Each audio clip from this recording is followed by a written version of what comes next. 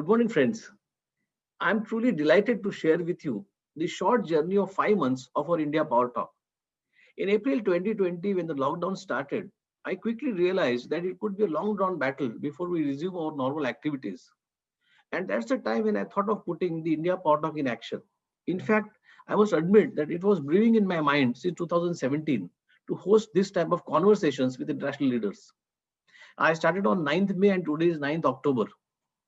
In these 5 months, I could complete 10 talks with 10 distinguished, truly international leaders.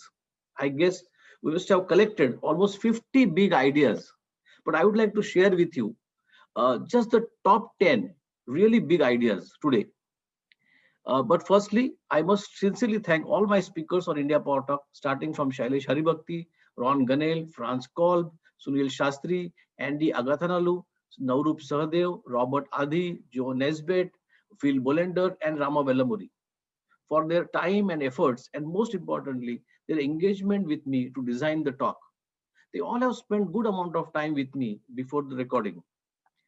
I'm really thrilled, friends, to present the top 10 big ideas which I like the most, like 5 years tax freeze in India, getting international universities, digital transparency, women empowerment, most importantly, actionable knowledge for small and medium enterprises in India, blue economy, and the true leadership traits.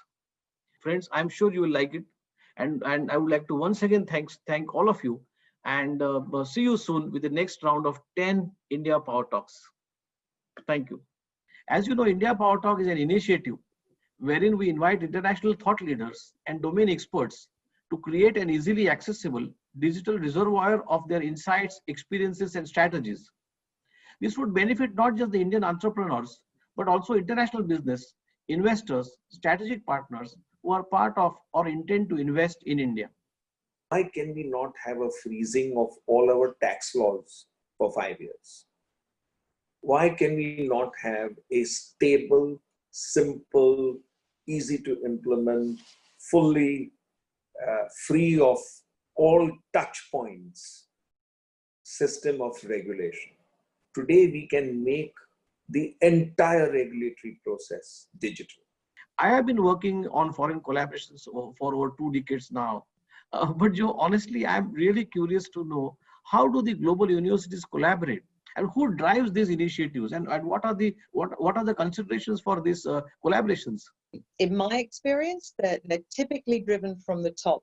They're typically driven with very strong strategic leadership. So it will be coming from the vice chancellor or the president, and the networks tick a lot of boxes for universities and institutions like that. So they'll tick an education box, they'll tick an internationalization box, they'll tick the research box, and it raises the profile of the institutions. A lot of people don't understand that there is some serious purchasing power when it comes to a certain segment of the population in India. It is just phenomenal what these opportunities are. A thriving post-COVID world in India with all the changes I've spoken about today will not be sustainable without the investment and focused priorities in the education of India's rising generation. I think for India in particular, there is opportunity in global education because of the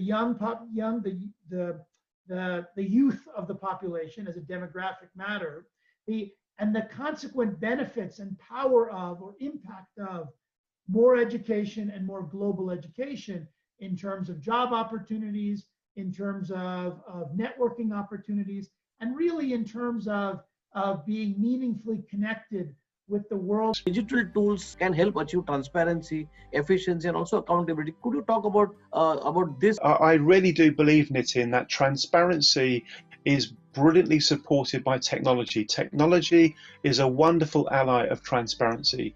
What technology can do, for example, reporting through blockchain, what it can do is bring to the surface the truth. Yeah, it can bring to the surface accurate, factual, evidence-based reporting about what is really going on. It can provide organizations with what amounts to dashboards, so they can see the key functions in an organization, what is happening.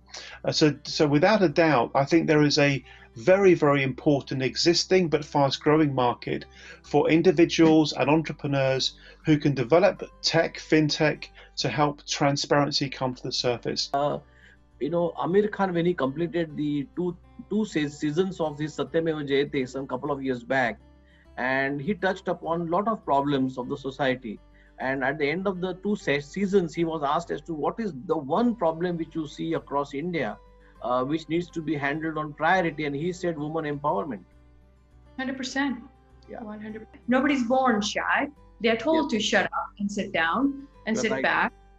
So there's a reason for that. So when it comes to women's issues, I think they're not women's issues, they're actually men's issues. They, the millennials, have been the target of a lot of negative press, I'll call it, right? They don't pay attention, they have a gig mentality, they move from one job to the other. So then you have these millennials and people have negative perceptions towards them. I will tell you, I'm working with millennials on several of the boards that I work with here. Millennials are in almost every single one of my training programs that I do. And what I find is that they're focused, they're attentive, they're engaged, they're willing, they're really, really clear about what it is they do and how they do it, down to the niche. One big difference between China and India is the scale, right? Many Chinese companies graduate out of the MSME classification. They go from small to medium-sized companies and from medium-sized to large companies. There is a very strong aspiration for growth in China, and with many Chinese entrepreneurs, I found that appetite is almost insatiable. They want to keep growing. They want to keep growing. I see.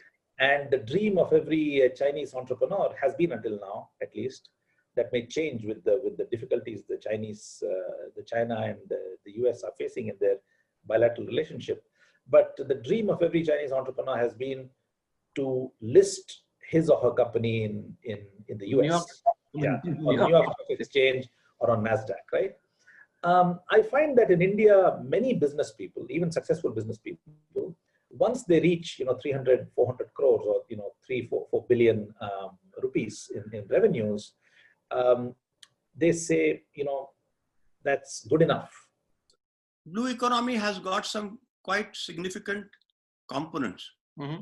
Sure. So the tangibles are ones that we know of, like shipping and navigation, or ports and harbors, or resources, living and non-living resources, energy resources, mineral resources, and so on. We also have just talked about waste disposal. Then we have got strategic uses, Navy, but leisure and tourism, pipelines and cables. And then there are some intangible ones, which are things like marine scientific research, biodiversity conservation, habitat management, climate control, which I mentioned, And then of course, there are also what we call as illegal uses of the ocean. And then of course, the most important, as far as I'm concerned, is education and training.